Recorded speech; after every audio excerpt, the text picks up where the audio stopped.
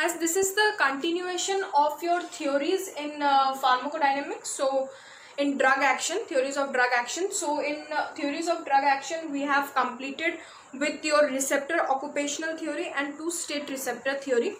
After that, I have explained you that what is your receptor occupational theory. Okay, so for that they are having the receptors, they are the drug enhance and start their functioning. Okay, now I have, and in the second theory the thing is, one is your RA and one is your RI.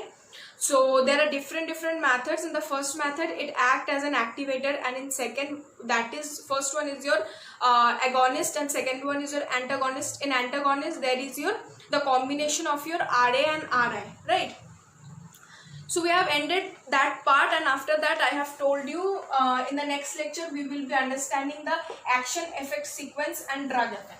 Okay, so in this lecture we are gonna start with your action effect sequence. What is your action effect sequence? Action effect sequence is including your drug action, including your drug action. What is the drug action in this? See, here we are having your transducer mechanism. Transducer mechanism. We are having 5 mechanisms in this. Okay, first mechanism is your G protein couple. G couple protein receptor. First, I will explain you each and everything in this lecture only. Okay. Second is your ion channel receptor.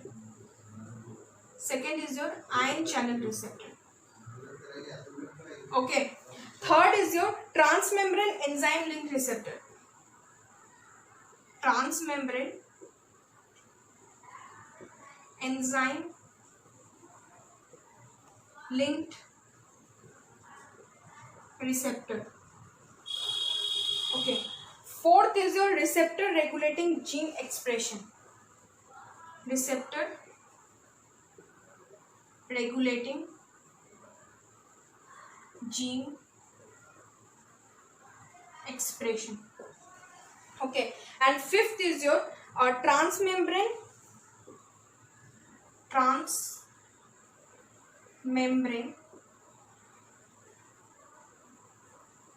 JAK stop receptor. So what we are up to, see, we are understanding that how the drugs act in our body. Okay, तो सबसे पहले हम लोगों ने ये देखा कि what are the principles, फिर हम लोगों ने देखा कि how the drug works, और थर्ड में हम लोगों ने देखा कि इसके थ्योरीज क्या क्या है. हम लोगों ने 2 थ्योरीज पढ़ा, और 2 थ्योरीज के बाद हम लोग देख रहे हैं कि ड्रग्स कैसे हम लोग का काम करता है. मैंने बोला कि ये आपका एक्शन इफेक्ट सीक्वेंस में काम करता है, और दूसरा ये आपका ड्रग इफेक्ट क्या होता है. सो ड्रग एक्शन, जो कि आपका ये जो एक्शन इफेक्ट है, इसमें आपके 5 तरीके से काम करता है. ठीक है, पहला तरीका is your transducer mechanism, second तरीका is your G couple protein receptor, third is your ion channel receptor, fourth is your transmembrane enzyme linked receptor, fifth is your transmembrane regulation gene expression, and here you can remember it as a transmembrane JAK receptor. Okay, I will explain it by each and everything with your diagram only. Okay, I will write the short forms, but I will explain you with diagram, because without diagram it is impossible to make you understand. If it is possible, आप please book को refer कीजिए, उसके diagrams देखिए, so that it will be easy for you to understand this. Okay. So first is your action effect sequence. In the action effect sequence, first is your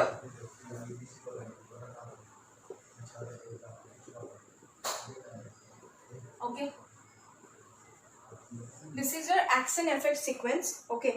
So what is this? First of all, we have to understand this, that what is it? Okay.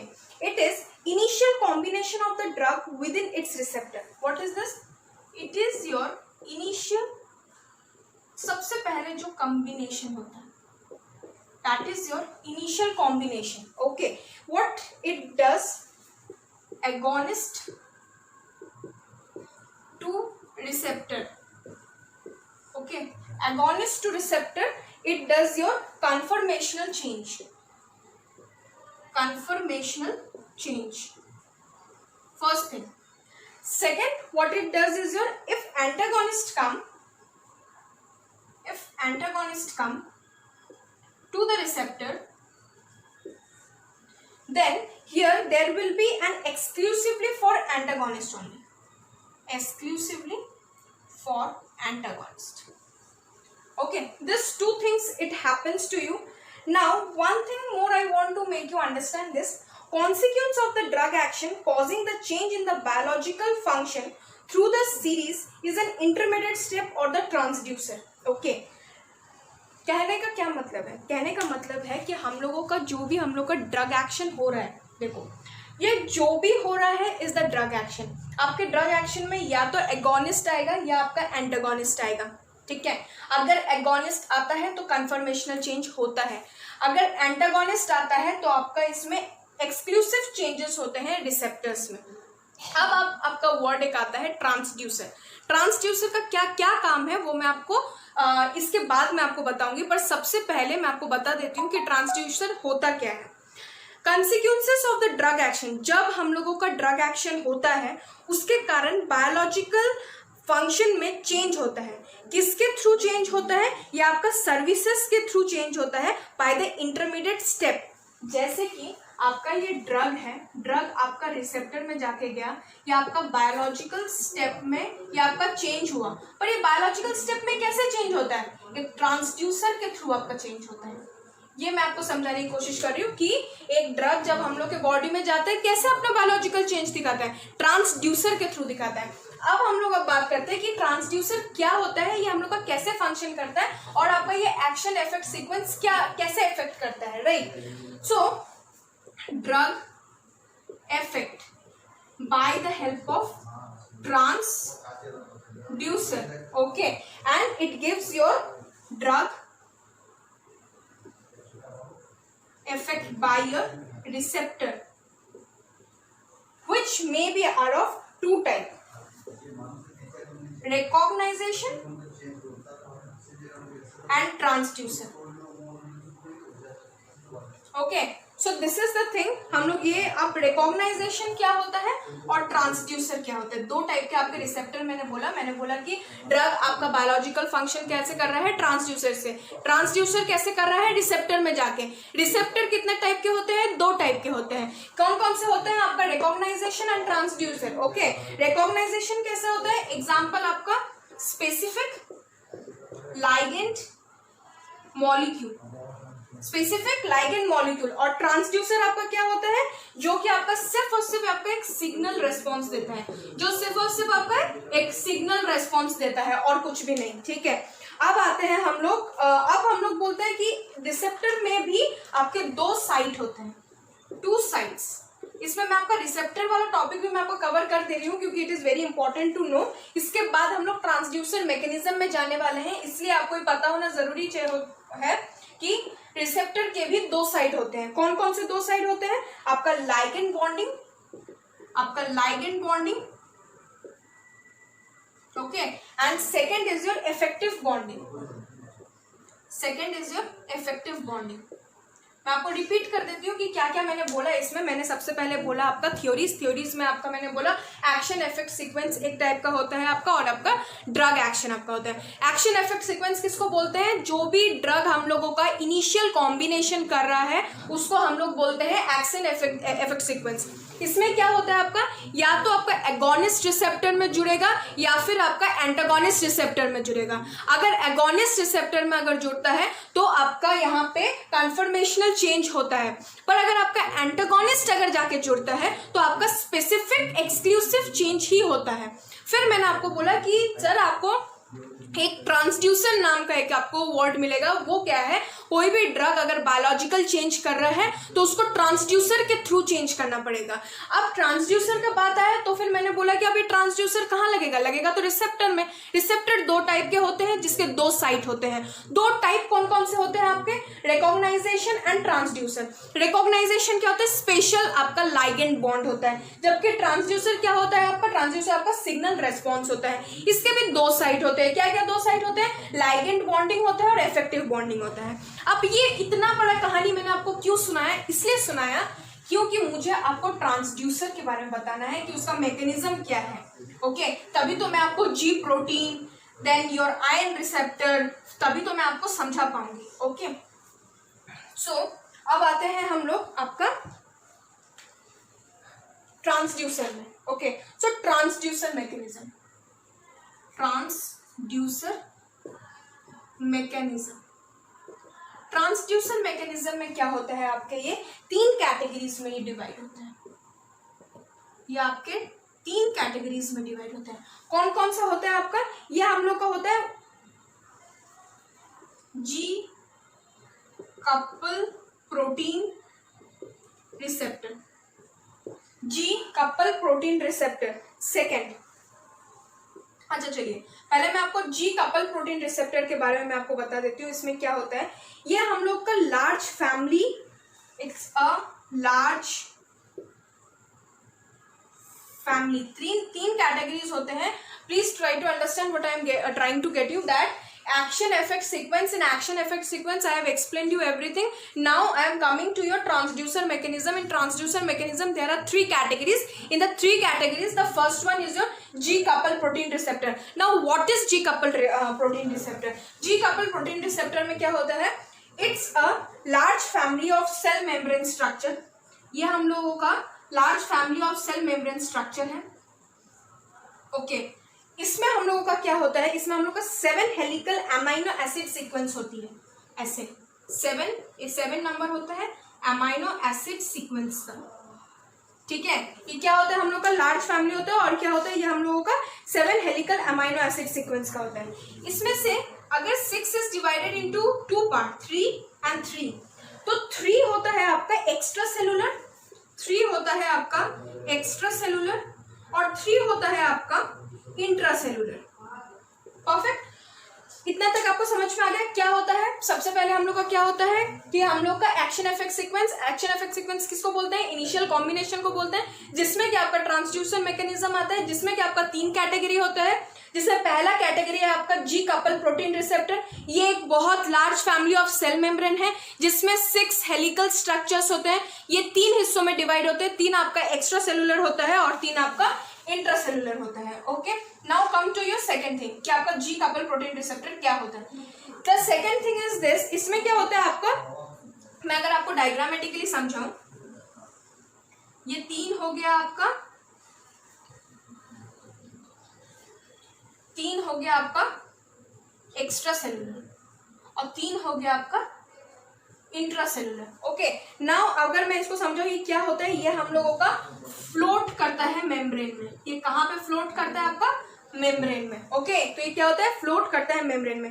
ये 3 क्या क्या होता है, alpha beta gamma, alpha beta gamma. Okay, तो alpha में क्या होता है, अल्फा कैसे आपका एक्टिवेट होता है, ये पहले GDP then GTP, okay, by its activated form, then it goes to your by your activator. We all need a activator, ठीक है, then it goes to your effector part, or it started affecting.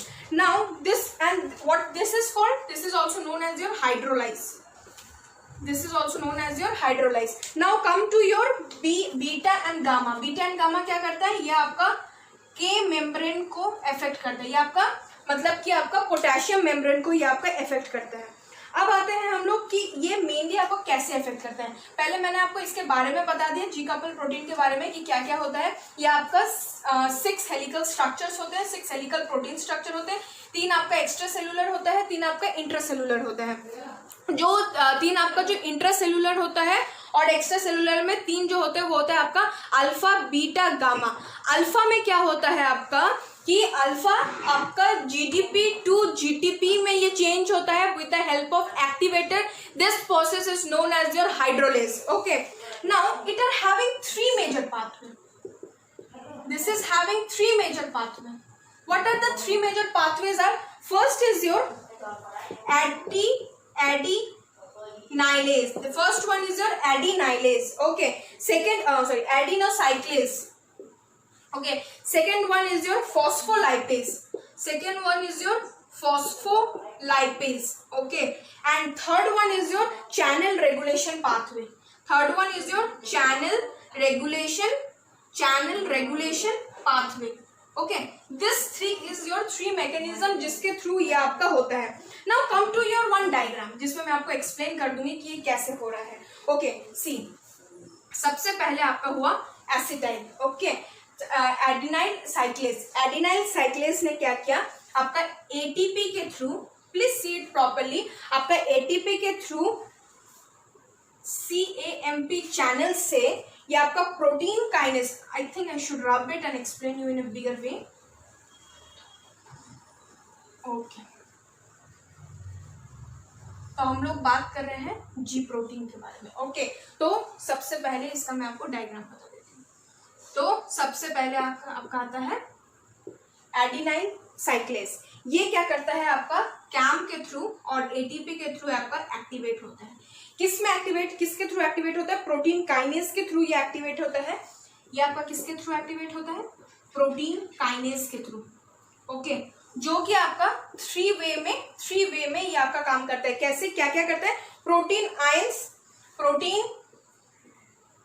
Ions और contractility बढ़ाता है, और आपका contractility बढ़ाता है. Okay, plus अगर और इवन ये आपका रिलैक्सेशन भी करता है, और ये आपका क्या करता है, ये आपका रिलैक्सेशन भी करता है. Okay, now comes to your reverse way. अगर ये आपका रिवर्स हो गया, तब आप क्या करेंगे, तब by the help of inhibitory GI protein, उसके हेल्प से ये आपका रिवर्स पाथवे में चला जाएगा. I explain you everything again. देखिए, सबसे पहले हम लोगों का क्या होता है, एसिटाइल साइक्लेस होता है. वो क्या करता है, एक्टिवेट होता है प्रोटीन काइनेस के थ्रू, जिसमें आपके ये चार आपके फंक्शन होते हैं, protein activate, ions activate, contractility and relaxation. अगर ये रिवर्स हो जाता है तो ये इनहिबिटर जीआई प्रोटीन के थ्रू ये रिवर्स पाथवे में आ जाता है. तो मैंने आपको कहा कि इसके तीन मेजर पाथवे होते हैं जीआई प्रोटीन के. पहला होता है आपका adenylyl cyclase is this pathway. Second pathway is your phospholipase and third is your channel regulation pathway. Now come to your phosphorylase. ये सब कुछ आपका एक्शन इफेक्ट में ही आ रहा है. एक्शन इफेक्ट में मैंने इसको 3 कैटेगरीज में बांटा था, 5 कैटेगरीज में बांटा था. उसमें से पहला कैटेगरी आपका जीबी प्रोटीन था. जीबी प्रोटीन पाथवे को मैंने 3 में बांटा है. एडिनाइल साइक्लेस, इसमें लिख देती हूँ, जीबी प्रोटीन पाथवे को मैंने 3 वे में बांटा. एडिनाइल साइक्लेस पहला, सेकंड है आपका फॉस्फोलाइपेज एंड थर्ड है आपका चैनल रेगुलेशन पाथवे. राइट. तो एडिनाइल साइक्लेस मैंने आपको एक्सप्लेन कर दिया. इट्स नथिंग कि हम लोग को बस एक्टिवेट होने के बाद प्रोटीन काइनेस के थ्रू इसने 3-4 फंक्शन हम लोग को दिखाया, आयन, कॉन्ट्रैक्टिलिटी, और उसके बाद अगर ये रिवर्स एक्शन कर जाएगा तो रिवर्स एक्शन में ये रिवर्स पाथवे शो करेगा. तो एडिनाइल साइक्लेस हम लोगों ने इसमें खत्म कर दिया. Now come to your phospholipase को हम लोग क्या बोलते हैं, IP3DAJ. Okay, so what is this pathway is through. मैं आपको ये भी डायग्रामेटिकली मैं आपको बताऊंगी. इसमें क्या होता है, सबसे पहले आपका फॉस्फोलाइपेज. ओके, फॉस्फोलाइपेज में P1 P2 goes to DAJ, या आपका DAJ में आके आपको चेंज होता है. ओके, देन इट गोज, अगर ये नहीं होता है तो आपका फॉस्फोलाइपेज का जो एंजाइम होता है वो आपका P1 P2 को ये आपका एक्टिवेट करता है ताकि ये DAJ में चेंज करे. देन ये आपका IP3 में चेंज होता है. ओके, IP3 में चेंज होके ये क्या करता है, ये आपका करता है मोबिलाइज करता है. किसको, कैल्शियम को. ये कैल्शियम को क्या करता है, ये आपका mobilize. Okay, so it's nothing, आपका बीच का the main part is your PLC आपका P1 P2 को आपका एक्टिवेट कर रहा है, और यही आपका IP3 को आपका एक्टिवेट कर रहा है. इससे क्या कर रहे हैं, कैल्शियम को मोबिलाइज कर रहे हैं. और DAJ को एक्टिवेट करने के बाद ये आपका PKC that causes your phosphokinase, that acts as your phosphokinase और phosphorylase. ठीक है, ये आपका मोबिलाइज करता है इसको. अच्छा, तो कैल्शियम कैसे होता है, कैल्शियम कहाँ से आता है, कहाँ से आ गया है, ये तो हम लोग का मेम्ब्रेन में है. दैट वी आर गेटिंग, ठीक है, कि ये तो हम लोग का मेम्ब्रेन में है, आपका पीएलसी आया, आपका फॉस्फोलाइपेज आया, पीएलसी का full form is phospholipase, phospholipase आया, आपका एक्टिवेट किया, किसको एक्टिवेट किया, आपका IP3 को एक्टिवेट किया, ओके, एंड इससे क्या हुआ, इससे हम लोगों ने मोबिलाइज किया कैल्शियम को अप टू दिस। पर कैल्शियम है कहाँ, कैल्शियम आपका एंडोप्लाज्मिक रेटिकुलम में है, ओके, यानी चैनल आपका कैल्शियम चैनल ब्लॉकर हो गया या एक्टिवेशन ऑफ द कैल्शियम्स हो गया, उसमें आपका ये वाला फंक्शन आपको काम करेगा, okay. Now third is your channel regulation. Now third is your channel regulation. I am quite little fast just because I have to complete these 3 topics in this. Okay, channel regulation. Channel regulation is nothing. If you take as a diagram, for example, this is your protein. Sorry, this is your one is going outside, one is coming inside, okay. So what happen is there is a hyperpolarization and depolarization of the channel due to activated G protein. Due to activated G protein, what happens, there is a hyperpolarization. There is a hyperpolarization that causes the block the channels, okay, which also caused by depolarization, also caused by depolarization. So this is the reason this I end this topic over here, okay. So what we have in the next topic, I will be covering your ion channel receptor. So the main part is your this part only. I just revise you everything which I have covered in this. See, we are starting with your theories, okay. So in the theories, I have completed your 2 theories over there, the receptor theory and the second theory, in which you have your inverse antagonist and your reverse antagonist, okay, RA and RI. That is there is a 2-state receptor theory. Now after your receptor theory and 2-state receptor theory, we went to your action effect theory. One is your action effect theory, and another one is your drug action, right, or drug effect. Now in your action effect theory, I think this is comfortable. So in the action effect theory, I have completed your 5 categories. It's not complete, I have told you about the 5 categories. 5 categories are, the first category is your G protein coupled receptor, ion channel receptor, transmembrane enzyme linked receptor, receptor regulating gene expression, transmembrane JAK receptors. Now in the G protein coupled receptor, I have covered 3 types, okay. So what are, first I have explained you about the action effect theory. What is the action effect theory? It is the initial combination of the drug. There are 2 action, one is the agonist, one is the antagonist. Now there are 2 types of receptors also. One is recognition, one is transaction. There are 2 sides, ligand binding domain and effective domain. Now we came to in your transducer mechanism. In the transducer mechanism, there are 3 categories. First categories I have explained you, that is of the G protein couple receptor. In the G couple receptor, here comes your 3 types: adenyl cyclase, phospholipase and channel regulation pathway. Here I end up my first lecture. In the second lecture, we are coming through your second topic, that is your ion channel receptor. Thank you so much. Dental problem. So the first point in the dental problem is hypoplastic maxilla. The first one is hypoplastic maxilla, that is small maxilla. Macroglossia, that is big tongue. As class 3 tendency, it is having a class 3 tendency. Anug and scrotum, the very dangerous type of periodontitis, that is anug and scrotum. These are all the things we are having. Other than that, we are having muscles.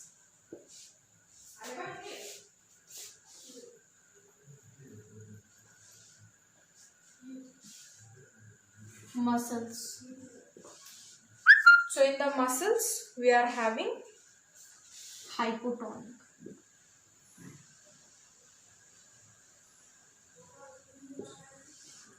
Hypotonic muscles. Hypotonic means, as we know that we need a calcium for your tonicity. there is a decrease as there is a developmental disorder, it is causing in puberty, it does not have the production of your calcium. That's why it is having the hypotonicity with muscles, but doesn't mean that it cannot move, because it is having hypermobility. It moves very much. Other than these things, we came to your practical knowledge. A person will come, firstly we will see his or her teeth. If we found that it is over retained, if we found that it is conical, if we found that it is microdontia, class 3 tendency, everything, if we are matching it out, we will check the hand and feet. There is a spread over, there is a brachycephalic, the patient is of a Down syndrome. A very less age group we are having into it, we are having 1 into 50,000 or 60,000, this is the average. And Down syndrome is very much common in India because of malnutrition to a pregnant woman, and many other causes are there due to the UV rays and everything. So from the next lectures we will be going